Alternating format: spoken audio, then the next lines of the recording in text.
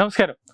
ഇന്ത്യയുടെ ഓപ്പറേഷൻ സിന്ദൂർ ആക്രമണത്തിന് മറുപടിയായി പാകിസ്ഥാൻ പഞ്ചാബ് അമൃത്സറിലെ സുവർണ ക്ഷേത്രം ഉൾപ്പെടെ ആക്രമിക്കാൻ ലക്ഷ്യമിട്ടിരുന്നതായി വ്യക്തമാക്കി സൈനിക വൃത്തങ്ങൾ. സുവർണ ക്ഷേത്രം ലക്ഷ്യമിട്ട് പാകിസ്ഥാൻ മിസൈലുകളും ഡ്രോണുകളും ഉപയോഗിച്ചാണ് ആക്രമണം നടത്തിയതെന്നാണ് സൈനികം അവകാശപ്പെടുന്നത്. എന്നാൽ ഇന്ത്യയുടെ വ്യോമ പ്രതിരോധ സംവിധാനം ഇതിനെ കൃത്യമായി തടഞ്ഞെന്നും സൈന്യം അറിയിച്ചിട്ടുണ്ട്.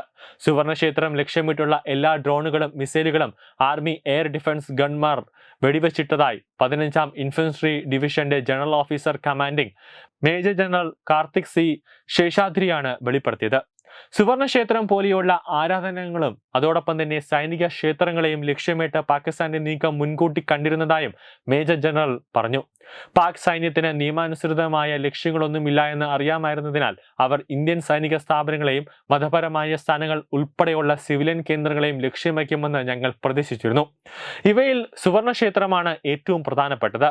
സുവർണ ക്ഷേത്രത്തിന് സമഗ്രമായ വ്യോമ പ്രതിരോധ ശേഷി നൽകുന്നതിനായി ഞങ്ങൾ കൂടുതൽ ആധുനിക വ്യോമ പ്രതിരോധ സംവിധാനങ്ങൾ സമാഹരിച്ചുവെന്നാണ് അദ്ദേഹം പറഞ്ഞത്. മെയ് 8-ന് പാകിസ്ഥാൻ ആളില്ലാ വ്യോമയുദ്ധങ്ങൾ, പ്രധാനമായും ഡ്രോണുകൾ, ദീർഘദൂര മിസൈലുകൾ എന്നിവ ഉപയോഗിച്ച് വൻ വ്യോമാക്രമണം നടത്തിയതായും അദ്ദേഹം കൂട്ടിച്ചേർത്തു. ഇത് മുൻകൂട്ടി കണ്ടതിനാൽ ഞങ്ങൾ പൂർണ്ണമായും തയ്യാറായിരുന്നു. ഞങ്ങളുടെ ധീരതയും അതോടൊപ്പം തന്നെ ജാഗ്രതയുള്ളവരുമായ സൈനിക വ്യോമ പ്രതിരോധ ഗണ്ണർമാർ പാകിസ്ഥാൻ സൈന്യത്തിന്റെ പദ്ധതികളെ പരാജയപ്പെടുത്തി. സുവർണ ക്ഷേത്രം ലക്ഷ്യമിട്ടുള്ള എല്ലാ ഡ്രോണുകളും മിസൈലുകളും വെടിവെച്ച് വീഴ്ത്തി അദ്ദേഹം അതിനെ തകർത്തു എന്നാണ് പറഞ്ഞത്.